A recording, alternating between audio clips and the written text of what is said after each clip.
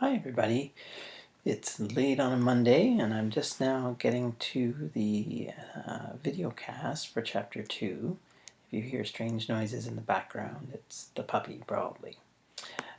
Just a couple of notes about what follows. These are notes about chapter 2 content, some of which supplements the discussion in the textbook and some of which gives different information altogether.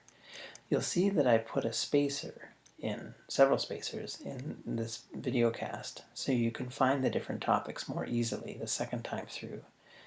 After you've read the chapter, you should listen to this whole screencast, the whole video cast with the screencast, and then go back through your notes. Be sure you read the textbook. What I'm doing for you here is not a substitution for the textbook, it's a supplement. As questions occur to you while you read the textbook and while you listen to me, write them down and then post them into your learning tribes or to the discussion board rather than email them directly to me. Someone else is undoubtedly asking the same question. The anonymous post function should be active on the discussion boards should you prefer not to draw attention to yourself. Although if that function is misused, I'll revoke the permission. I can't imagine how that would happen. But please, everybody, if you see a question posted either in your learning tribe or in the discussion board that you were wondering about too, or that hadn't even occurred to you but you'd like the answer to, just say so. It's really nice to feel like a question you've asked is worthwhile, and it's nice to have evidence you're not alone with your questions. In a classroom, we have a chance to kind of nod or to say, yeah, I had that problem too. We can't do that online. So let's be supportive of each other that way.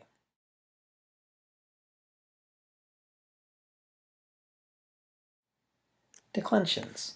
So you remember how verbs are organized into groups on the basis of similar patterns? Nouns are organized in a similar way. Okay, actually any word that changes its ending in Latin, nouns, verbs, adjectives, and so on, is organized on this principle. The verbs are organized into conjugations, right? Well, nouns are organized into declensions. Like verbs, nouns have a stem to which the endings are added.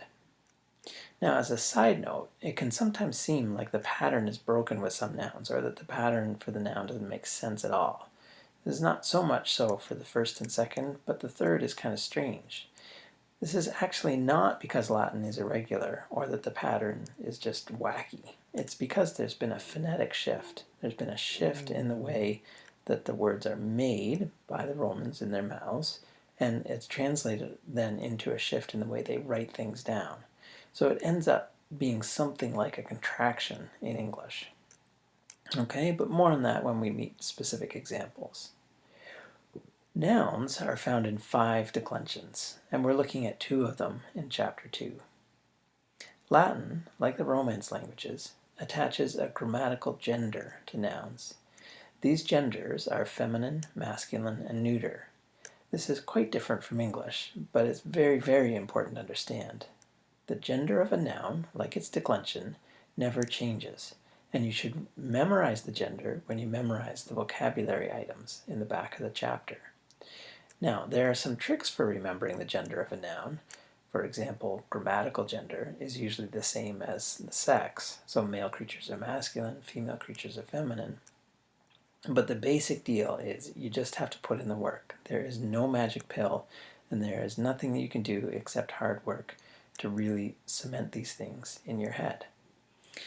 Shelmerdine does offer some suggestions for remembering some of the tricks, and there are a ton of rhymes out there. If anyone's interested, ask on the discussion board for some of the rhymes. But like I say, there's no substitute for hard work. Do you remember too how verbs seem to be grouped by what vowel came between the stem and the personal ending? It's the same for nouns. This is part of the way the nouns were grouped into their different declensions. There's a stem, and then there's an ending, and the declensions are organized according to similar vowel patterns. So cases. This is a word that's used all the time. It's used to describe the grammatical function of a specific noun in a sentence. There are 6 cases in Latin, 5 of which you really have to care about. The one case that is not worth thinking about is the vocative case. It's used only for direct address, and it often has a word like "o" is sort of like our hey in front of it. It's often a name, or it designates a person by a noun. It's often set off in Chalmerdine's text by commas. It's not going to be hard to notice these, and they don't really have a grammatical purpose in the sentence. In Chapter 2, we're beginning to use two cases, the nominative and the accusative. When we get to the other cases, I'll talk more in detail about them. For now, I'd like you to ignore what Chalmerdine says about what the other cases do. That is, the genitive, the dative, and the ablative. It's not that she's incorrect, but she's less than forthcoming about the range of ways those cases work.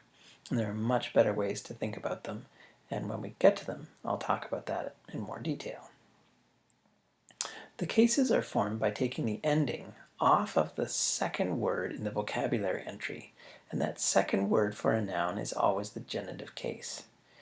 The genitive is provided for nouns because it always displays the true stem of a noun. Sometimes the nominative is a little bit strange. So most of the time, for the first and second declension nouns, it doesn't seem to make a difference. That is, the stem is the same in the nominative as it is in the genitive. But it matters a lot for the third declension. So build a good habit early. Always look at the genitive to find the stem. So once we've found the genitive, we can then find the true stem. We find the true stem by taking the genitive ending off. So for the first declension, the genitive singular ending is AE. You take that off, and then you have the true stem. You can then put back on whatever ending we need to give a word a particular function. So for puella, puellai, a feminine noun, we take the AE, the genitive ending, off of the word, and we're left with the stem, puel. Then to form the nominative, we put on an A, or for the accusative, we put on AM, puellam. Some of the second declension nouns end in ER in the nominative, the second declension nouns. Totally regular language would be boring, right? They're not all going to end in US. But you look to the genitive for the true stem. So the stem for puer, pueri, a masculine noun meaning boy, is puer, P-U-E-R. But the stem for ager, agri, a masculine noun meaning field, cultivated field, that stem is agra, A-G-R. Make sense? Okay, good. You're ready to find the stem for all the nouns in vocabulary. So, what do the cases do?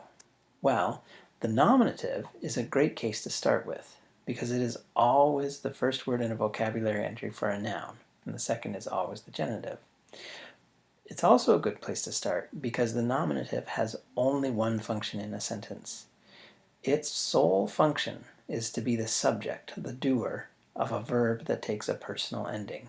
We called these verbs in Chapter 1 finite because they were limited to an agent, to a doer, and that doer is the nominative. You can also see the nominative after forms of the verb to be in Latin, like John is a nurse, because the verb to be is basically a grammatical equal sign. We'll talk more about that later. This is called a predicate nominative. But essentially, the nominative is simply the subject of a finite verb. The accusative case has several different, very important uses. The main one you're being introduced to in this chapter is the accusative showing the receiver of an action. This is what we call a direct object in English. But remember, English and Latin can have different ways to think about objects of actions. The accusative always designates the receiver of a transitive verb's action. Don't assume that everything that is a direct object in Latin is a direct object in English, or that everything that is a direct object in English is a direct object accusative in Latin.